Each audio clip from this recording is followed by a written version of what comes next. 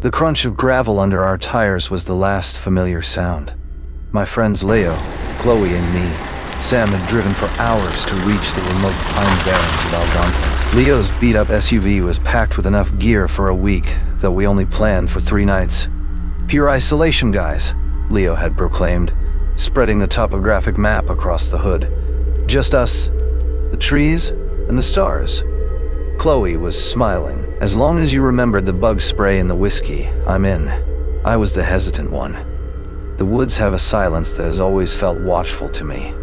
But peer pressure and the promise of Leo's famous campfire chilly won out. We found the site by a slow, murky creek, just as the sun was beginning to bleed orange through the towering pines. We set up our 2 tents in a practiced routine, the comfortable banter masking the growing unease I felt.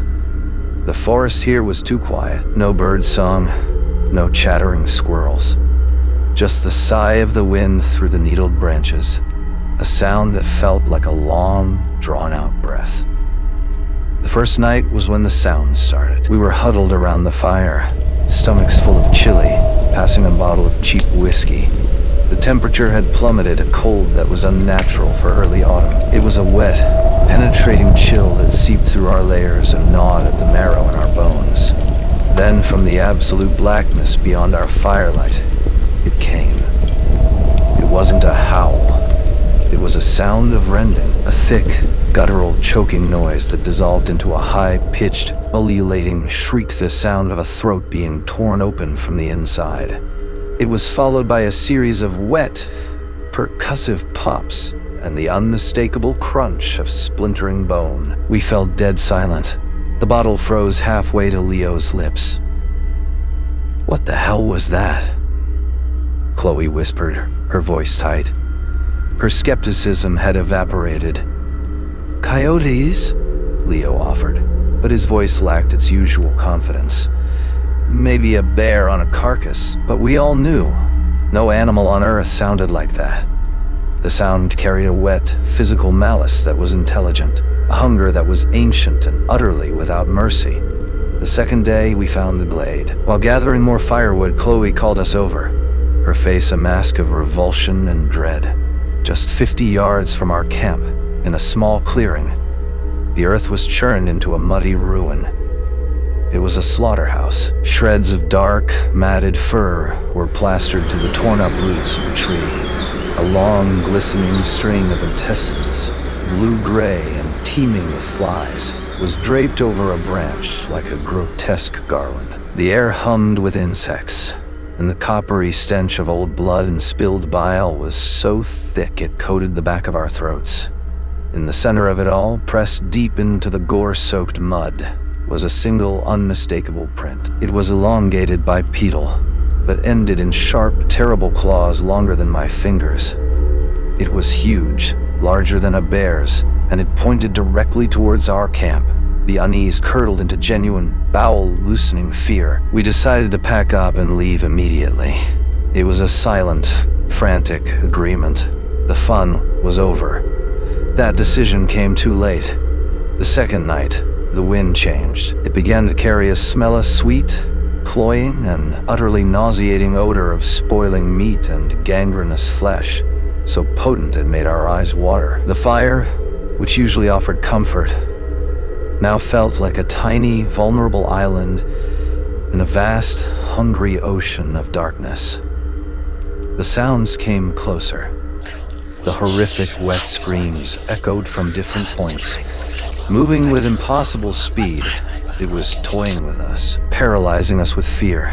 Then the whispers started, weaving through the trees on the foul wind. Leo, gripped by a terror that overrode all sense, grabbed the large flashlight and the hatchet. "I'll scare it off," he yelled, his voice cracking with panic. Before we could stop him, he charged into the tree line, the beam of his light bouncing madly. The forest swallowed him whole. For a moment, there was silence. Then, Leo's scream tore through the night. It wasn't a scream of fear, but of pure, agonizing physical trauma. A raw, tearing sound that was cut off with a sickening crunch, and a wet, ripping finale, like a canvas tent being torn in two. The silence that followed was deafening. We huddled in one tent, clutching each other, too terrified to speak, to breathe. We heard it then, moving around our camp. A heavy dragging tread, punctuated by the soft click-click-click of bone on stone and a wet, slopping sound. The smell of rot and fresh viscera became overpowering. A shadow, tall and emaciated, fell across our tent wall, cast by the dying embers of our fire. It was unnaturally tall, its head brushing the lower branches of the pines. And then, a long taloned finger, thinner than any limb should be. Skin stretched tight like parchment over bone, tipped with a claw blackened with old blood and dirt, hooked under the rain flap of our tent. It began to pull the zipper down. Chloe met my eyes, her own wide with a terror. In that shared glance, we understood. This was a Wendigo. The zipper reached the bottom. The tent flap fell open. The thing outside was a masterpiece of gory anatomy. It was a gaunt, skeletal parody of a man, stretched to a height of 10 feet.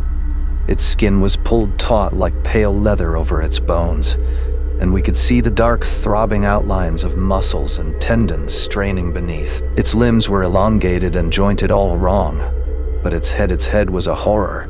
It was a mottled, half-rotted deer skull fused with strips of putrid, leathery human flesh, with one milky, pupilless eye that glowed with a faint, sickly light. The other socket was a ruptured, hollow pit swarming with pale maggots. Its mouth was a ragged hole stretched in a permanent, grotesque grin, its jaw unhinged and lined with needle-like yellowed fangs, from which dripped long, viscous strings of black saliva and fresh red blood. Chunks of fur and what looked like a torn piece of Leo's flannel shirt were caught in its antlers. It let out a sound that was a perfect wet mimicry of Leo's voice, gargled and broken. "Guys, I'm hurt. I'm so cold. Let me in. I can't feel my legs." It reached for us.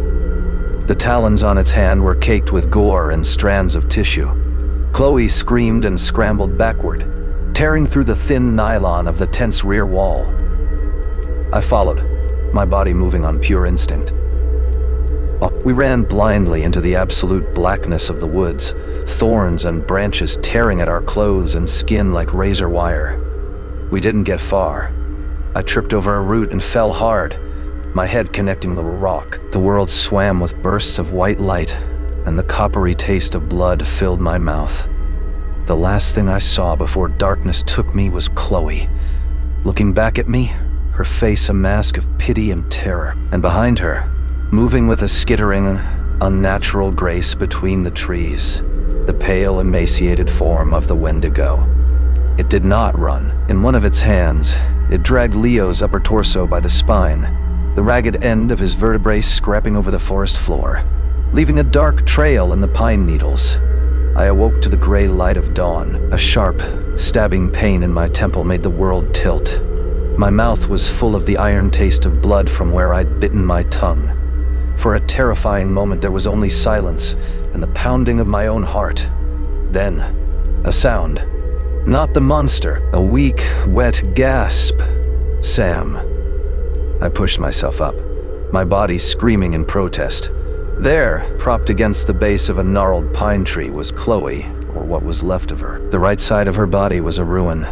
Her jacket and shirt were torn away, and deep, parallel gashes ran from her collarbone down to her hip, laying open muscle and glistening white bone. Her right arm was gone from the elbow down, the stump wrapped in a crude, blood-soaked tourniquet made from the sleeve of her own shirt.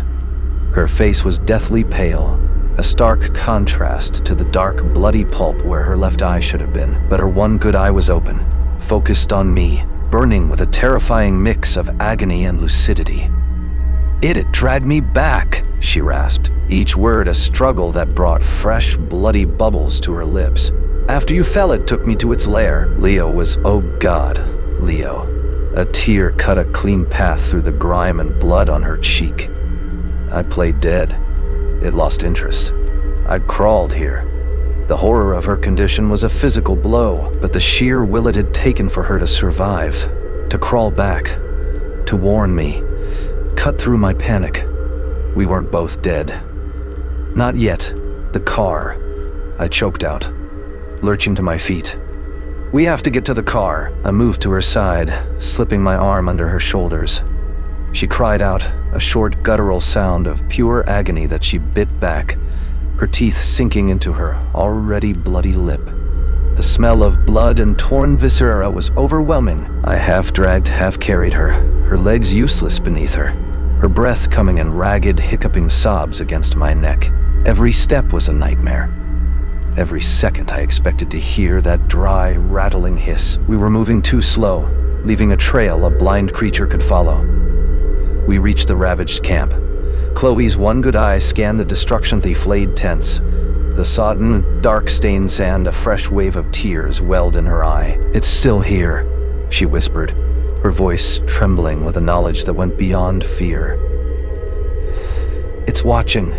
I saw the hatchet, wiped clean on its stone altar, and looked away.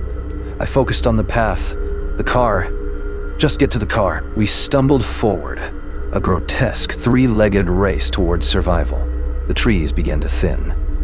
I could see the clearing ahead. The SUV, a dry, rattling hiss echoed through the trees, much closer than before. "It was to our right. Go!" Chloe breathed, her voice suddenly clear and firm. "Sam, go. Leave me." "No," I grunted, tightening my grip, my muscles burning. "I wouldn't. I couldn't. It's him or us," she gasped, her body going slack for a moment as a new wave of pain hit her. "You have to tell them, you have to make them believe." We reached the passenger side door. I yanked it open and practically threw her into the seat. She screamed as her body collapsed into the leather, her head lolling against the headrest. I slammed her door and ran around the hood, my own terror a live wire in my veins. The shadow emerged from the tree line. It took a single, shuddering step into the clearing, its milky eye fixed not on me, but on Chloe in the passenger seat, on the fresh, warm blood seeping through her makeshift bandages. I couldn't look. I fumbled in my pocket, my fingers numb and clumsy, praying to a god I didn't believe in that the keys were there. Leo always left them in the cup holder. I reached the driver's side door, yanking it open and throwing myself inside. I slammed the lock down with a deafening thunk and scrambled over the center console, my eyes frantically scanning the cup holders. Empty. A wave of pure, icy despair washed over me. "No, no, no!" "The floor mat," Chloe whispered, her voice fading. "He always dropped them." My numb fingers found the cold metal. The Wendigo took another step, its talons sinking deep into the earth. It was coming for its unfinished meal. Click. The engine didn't turn over. It just made a single, dead sound. The Wendigo took another step, its head cocked to the side with a sound of cracking cartilage. "Please," I whimpered, turning the key again, pumping the gas pedal. "Please start." The engine roared to life. I didn't think. I slammed the gear shift into drive and stomped on the gas. The SUV lurched forward just as a long, bone-taloned hand scraped across the passenger side window with a sound like shrieking metal, leaving a deep gouge in the glass. Chloe didn't even flinch. She was unconscious, her breathing shallow and rapid. I drove like a madman, the SUV bouncing violently over the rutted path. I didn't look back. Miles later on the paved road, my phone finally chimed with the sound of incoming messages. I risked a glance at her. She was still alive, but barely. The seat beneath her was soaked a deep, terrifying red. As I sped towards the distant hope of a hospital, the whisper came. It wasn't on the wind outside. It was inside my own head, a cold, psychic imprint. But this time, it was different.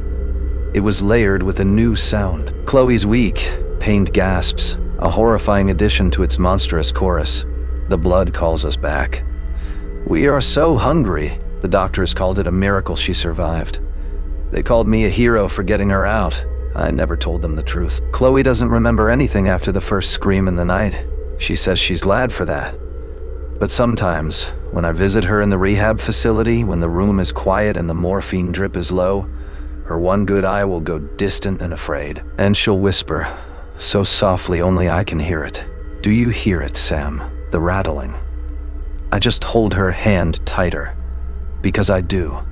I always do. It's out there. And it remembers the taste of her. It remembers the one that got away. And it's patient.